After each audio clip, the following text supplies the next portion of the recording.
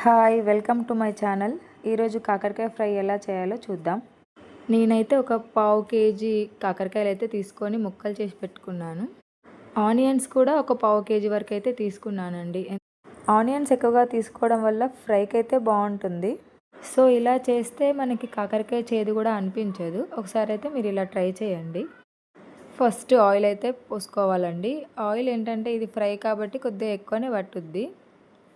కాకరకాయలన్నీ మంచి golden colour వచ్చే వరకు బాగా ఫ్రై చేసుకోవాలి. కొద్దిగా టైం పట్టుద్ది. కాకరకాయలని ఫస్టే డీప్ ఫ్రై చేసుకొని పక్కకు పెట్టుకోవాలి. సో కాకరకాయలు చూడండి బ్రౌన్ కలర్లోకి వచ్చేసాయి. ఇంకొద్దిగా బ్రౌనిష్ వచ్చే వరకు ఇంకొద్దిసేపు ఉంచిన తర్వాత అన్నీ మెల్లిగా తీసి పక్కకు వేరే ప్లేట్లో వేసుకోవాలి. ఇలా కాకరకాయ ముక్కలన్నీ ఫ్రై అయ్యాక పక్కకు పెట్టేసుకున్న తర్వాత నెక్స్ట్ అదే ఆయిల్లో జీలకర్ర ఆవాలు వేసుకోవాలి. అండ్ కరివేపాకు కూడా ఫస్ట్గానే వేయడం వల్ల ఫ్రై కాబట్టి క్రిస్పీగా వస్తుందండి. సో మీరైతే ఫస్ట్ కరివేపాకు వేసుకున్న తర్వాతనే ఆనియన్స్ కూడా వేసుకోవాలి. ఆనియన్స్ వేసాక ఆనియన్స్ని కూడా బ్రౌన్ కలర్ వచ్చే వరకు మగ్గనివ్వాలి.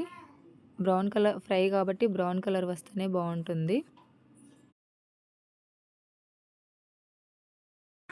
ఆనియన్స్ బ్రౌన్ కలర్కి రావాలంటే కొద్దిగా టైం అయితే పడుతుందండి. సో మూత పెట్టుకొని బ్రౌన్ కలర్ వచ్చే వరకు కొద్దిగా ఫ్రై అయితే చేసుకోవాలి.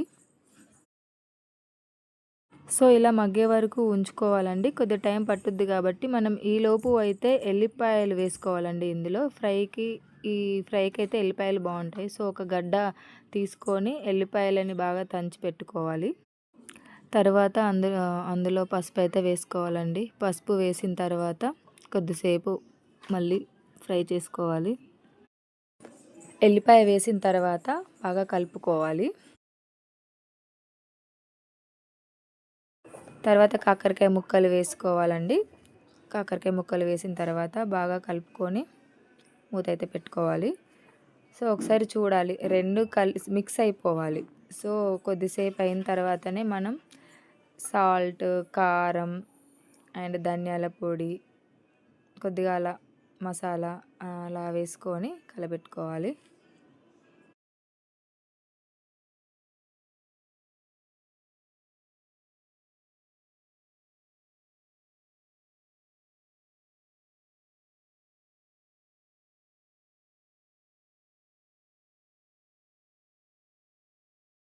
సో ఇలా అన్నీ ఒకదాని తర్వాత ఒకటి వేసుకున్న తర్వాత కొద్దిసేపు అయితే అన్నీ ముక్కలకి పట్టాలి కదా. సో అలా ఉంచేసుకొని మళ్ళీ మూత పెట్టేసుకొని కొద్దిసేపు అయితే వెయిట్ చేయాలి అండి.